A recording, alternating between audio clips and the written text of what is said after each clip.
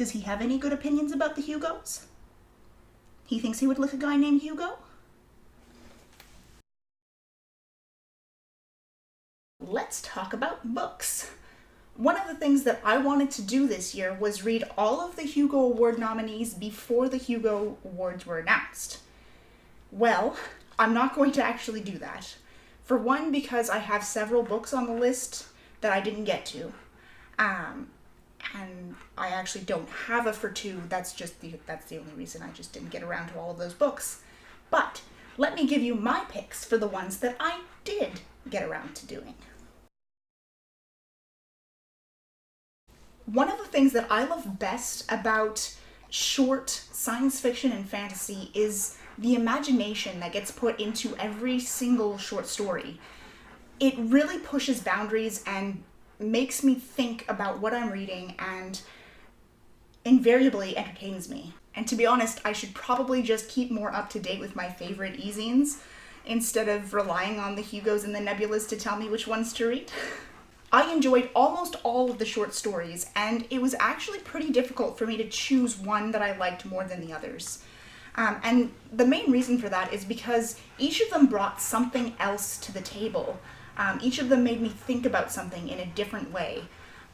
But for me, library books that have feelings and library witches definitely topped that list. So my pick for the short story section of the Hugos would be A Witch's Guide to Escape, a practical compendium of portal fantasies by Alex E. Harrow. The novelettes, again, were incredible. It was so hard for me to choose just one that I enjoyed. So the Zen Cho fan in me really wants to choose If at First You Don't Succeed, Try Again.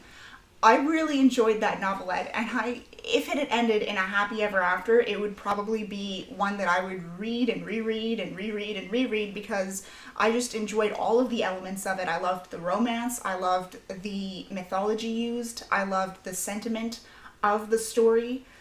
It just kind of bummed me out that one of the main pair had to die at the end. So my pick for the best novelette for this year's Hugos would be The Last Banquet of Temporal Confections by Tina Connolly. This, I found, had such an interesting premise, and it was pulled off in a really interesting way. Usually I don't like books with flashbacks, but this short story really made them make sense and had you thinking about what the main character's situation is and how she was going to get out of this situation. And it brought the world to life, and it brought this idea that a certain herb could be used to make pastries that would take you back in time to a certain memory, be that painful or happy or regret, something like that, in order to change you as a person. That I found really incredible, and I enjoyed that so much I actually want to go back and reread it right now. I don't know if I can choose a best novella. Please don't make me choose. The Black God's Drums was a novella that I read in audio. The narration is really well done, and I really enjoyed this alternate history involving gods and airships in the 1880s New Orleans. I liked the story, and I especially liked the characters. I found that it gave a really good basis that if the author was going to go back and write more stories in this universe, I would definitely go back and pick them up. Binti. Oh, Binti. I binged all three Binti trilogy. Now, the book that is on for the Hugos is the third book in the trilogy, Binti the Night Masquerade by Nnedi Okorafor. And she's become one of my new favorite authors. I could not put down the series from the very first installment to the very last.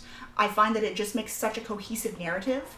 The first story might be able to stand on its own, but I feel like by continuing and doing the second and the third, that she really fleshed out that world and fleshed out those characters and made her point a little bit better. I highly recommend it. The main premise of Binti is that Binti is a human who is able to use math to harmonize, so to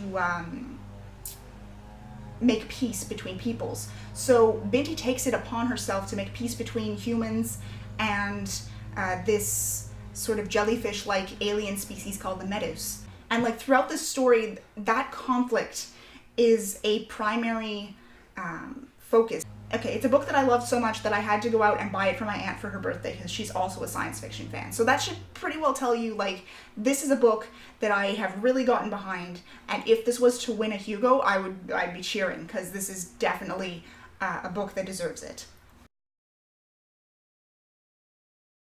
But it's also competing against one of my other favorite books for 2019, which is Artificial Condition by Martha Wells.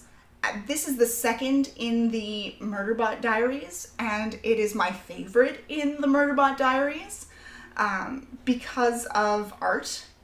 Art is short for asshole research transport, and basically art ends up becoming Murderbot's ally as they go through another little adventure. And if you haven't read the Murderbot Diaries, I highly recommend those as well. There are a series of 4 little novellas, and there's a novel coming out, and I am so excited about it.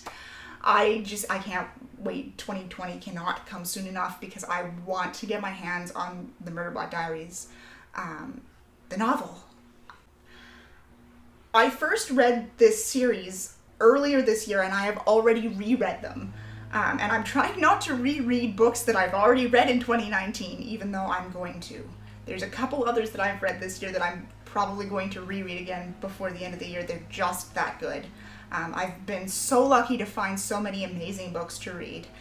And the Murderbot Diaries is one of them, and Artificial Condition is one of them as well. The premise of the Murderbot Diaries in its abstract is that Murderbot is a sec unit who has hacked its governor module and basically uses its newfound freedom to binge web serials. And it ends up bonding with the company that hires it on as a temporary security consultant, and they recognize it as an actual person with motives and freedoms. And by the end of the first book, they ask Murderbot, what do you want to do? And because Murderbot has no idea, and it's socially awkward, and it's definitely a little bit agoraphobic, it decides, you know what, I'm just going to leave. So book 2, Artificial Condition, is when Murderbot is on its own, going to find out what happened in its past that it considers itself a Murderbot.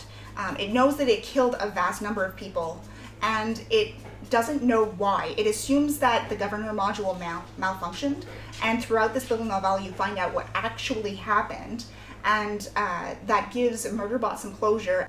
The series as a whole starts together these 4 little novellas because you start off with a certain group of characters and then depart from them while Murderbot is discovering itself and what it wants for its future and those kind of things. And then by the end, it reunites with its family. Hi, baby. You coming back? And obviously the 4 books are open-ended, and there's room for growth in future books, and I just can't wait for the 5th book. Hey, babes. He can't wait for the 5th book either. We read them together because we read them in audio, don't we, baby? So, I would be happy if The Black God's Drums won the Hugo for Best Novella. Can you not walk in front of me? That'd be great, thanks. Hey, babes, down, lay down. So, I'd be happy if The Black God's Drums won for Best Novella. I'd be happy if Binti the Night Masquerade won for Best Novella, and I'd be super happy if Artificial Condition won for Best Novella. I really can't choose between these 3. It's too hard. They're all incredible stories, and I highly recommend you read them all. On that that list, I have fully read one, and I'm in the process of reading a second one. Revenant Gun by Yoon-Ha Lee is also an installment in one of my favorite series. If you haven't read Nine Fox Gambit, which is the first book in this series, I highly recommend it.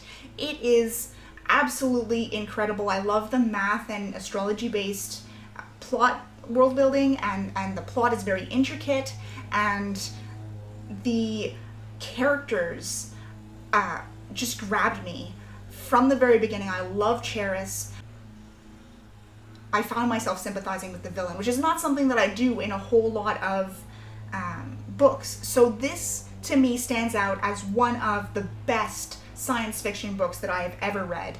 And I'm working my way through the series because I never read book 2, so I'm in the middle of book 2 right now, and it's great. And I am so excited to move on to Revenant Gun, which is the third book, which happens to be up for the Hugo. I'm definitely sure that I'm going to like that as well, because I love this world. I love Yoon-Ha Lee's style of writing, and I feel like if that happened to win the Hugo for Best Novel, I'd be 100% on board with that.